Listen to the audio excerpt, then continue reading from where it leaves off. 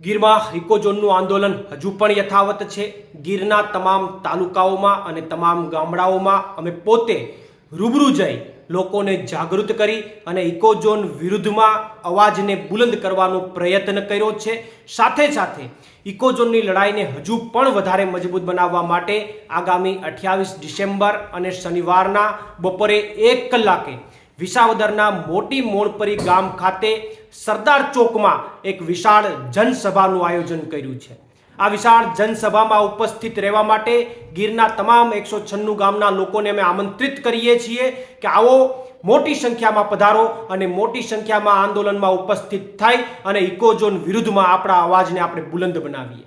સાથે સાથે આ સભાને સફળ બનાવવા માટે વિસાવદર ખાતે અમારા આમ આદમી પાર્ટીના નેતા હરેશભાઈ સાવલિયા અને અન્ય આમ આદમી પાર્ટીના કાર્યકર્તાઓ ગામડે ગામડે જઈ ખાટલા બેઠક કરી અને આ સભામાં આવવા માટેનું આયોજન કરી રહ્યા છે।